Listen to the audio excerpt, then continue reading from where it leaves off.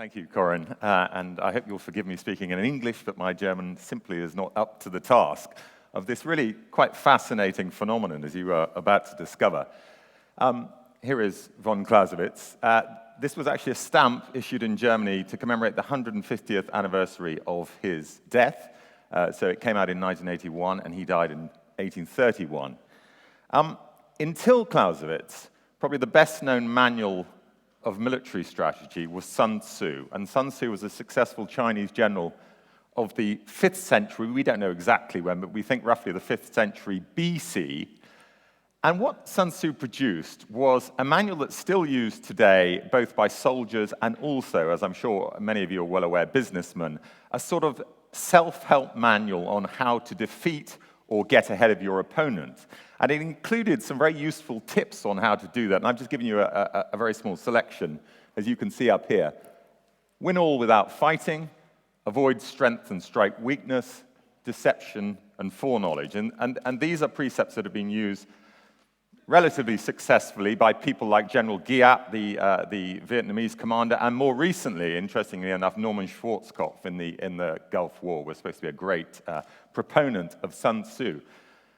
But the problem with Sun Tzu, as you will see here, is that it says little about the nature of conflict and its relation to politics. And Sun Tzu himself, in the closest he was to get to talking about the essence of war, wrote, "War is a matter of vital importance to the state, the road to survival and ruin."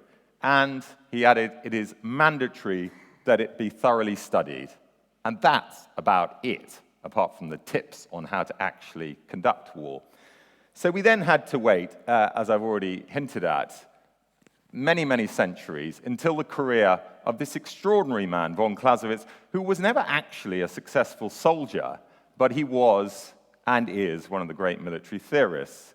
His dates were 1780 to 1831, and as Corin's already pointed out, he formulated his ideas in the white heat of the Napoleonic Wars, although interestingly enough, most of the book, or books as I should add, because there are 8 of them, were written after the end of the Napoleonic Wars. And one of the things you should never forget, and many statesmen and soldiers do forget today, is that it was an unfinished work. It was a work in progress, and more importantly than that, it was a dialectical process. He was going through a discussion with himself to try and understand the nature of war. But the thing that was probably central to the whole book is strategy, hence the relevance to the discussions today. And for him, it was vital. His definition of strategy is and this is very significant, it's very different to Sun Tzu's definition of strategy, which is effectively how a commander goes about winning a war. And that probably is the way military historians think of strategy today. Clausewitz's definition is significant in this way. It is because a commander, if he is strategic, if he uses strategy well, it is the ability to shape the way he fights wars to achieve the political outcome of the reason they've gone to war in the first place. And this is hugely significant. In other words, he sees strategy as an interface between the two, this crucial interface. And no general can be a successful general, in his opinion, without being a brilliant strategist in this sense. And I'm going to give you some examples as I move on through this talk of some very recent generals, some generals you will all have heard of, who did not stick to this basic Clausewitzian precept. So where did this all start? Well, over the time since the original publication of On War in 1832, many people have tried to extract what they would call essential truths from the book. The problem is partly the dialectical process, partly is because it was unfinished. It is very difficult to pin down exactly what Clausewitz felt at any given time. In other words, his thinking is developing through the course of the book. As recently as 1975, began in America a misinterpretation of Clausewitz that had some very real and unfortunate consequences. And it all began with the career of the then Colonel Colin Powell. Of course, we know him later on as the chairman of the Joint Chiefs of Staff in the US, the top US soldier. But in 1975, in the wake of defeat in Vietnam, Powell went to the US War College, the National War College, and he read for the first time Clausewitz, and it struck him like a bolt from the blue. He described it, as you can see on the quote on the, up on the screen there, like a beam of light from the past, still illuminating present-day military quandaries. And what he was particularly interested in illuminating is the reasons for US defeat in Vietnam. How had it come about? He explained it like this. Clausewitz's greatest lesson for my profession was that the soldier, for all his patriotism, valor, and skill, forms just one leg in a triad, as he put it. Without all three legs engaged, the military, the government, and the people, the enterprise cannot stand. And what's fascinating about this assessment of the Vietnam War is that he was probably right about Vietnam, in the sense that the people turned against the war, and no nation can fight a war when the people are against it, although you may argue differently with the recent war in Iraq. But he got it wrong in his reading of Clausewitz, and he got it wrong in this way. Clausewitz talks about a strange trinity. It's one of the central themes of his book. But the strange trinity is not what Powell and other American officers thought it meant, which is this trilogy of the people, the army, and the government. Rather, the trinity was passion, chance, and reason. It is true that Clausewitz associated the two together, but the essence of war in Clausewitz's mind were these three elements, passion, chance, and reason, which he likens to magnets. And this is important because magnets both attract and they repel. They are never going to work smoothly together in the way that Powell and others assumed they might. He wasn't the only one to misinterpret Clausewitz's view of the Trinity.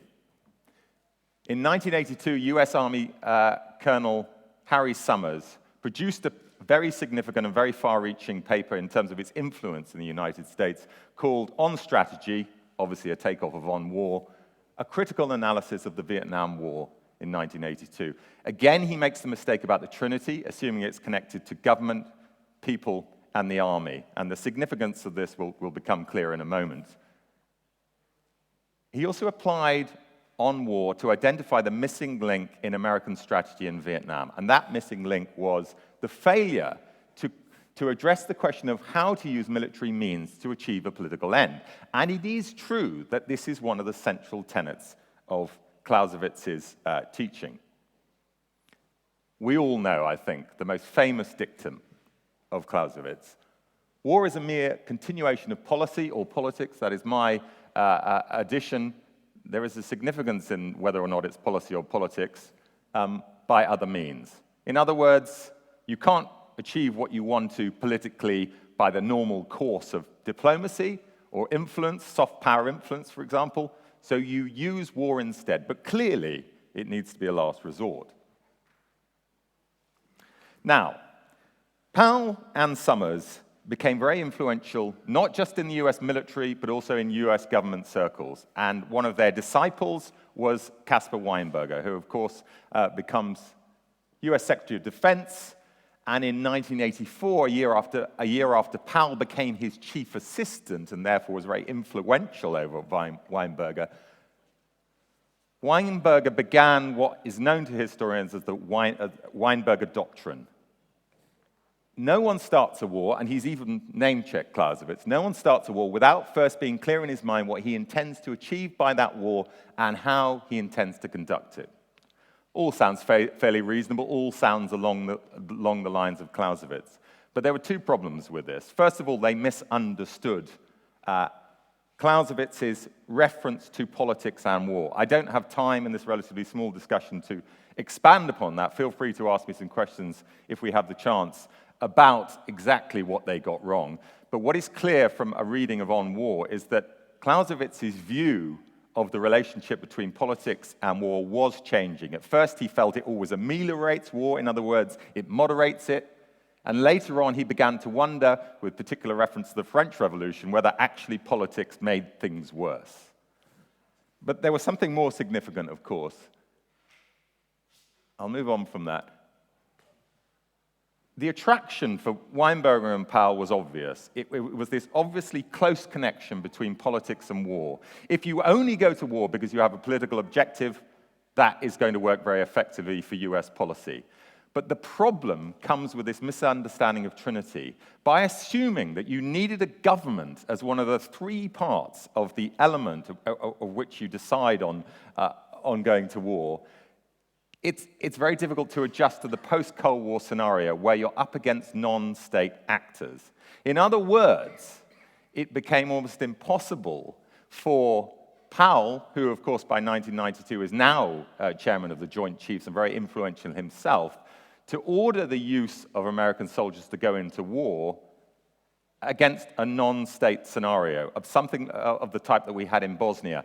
And the excuse, the reason he gave for not using troops, who undoubtedly would have saved lives in Bosnia in a humanitarian sense, was because there was no political objective for the United States. But he went further.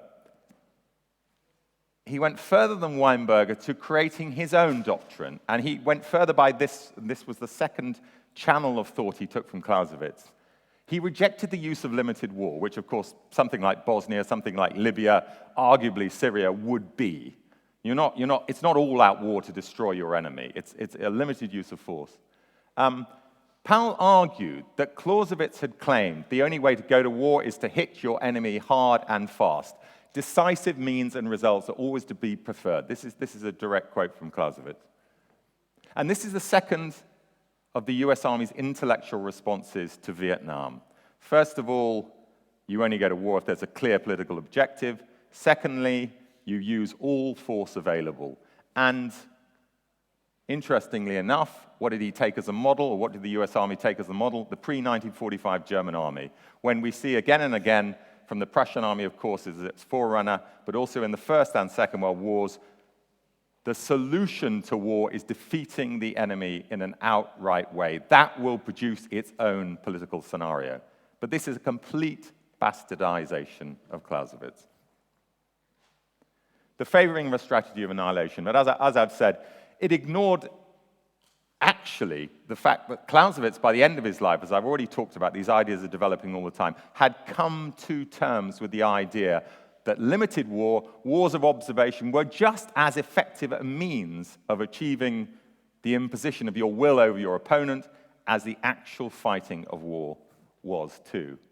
And one other thing, because Powell was also confused about something else. He felt that Clausewitz had laid down that the politicians start the war and the military finish it. In other words, the military should be left alone to fight it. A little bit, same thing that von Moltke argued during the Franco-Prussian War.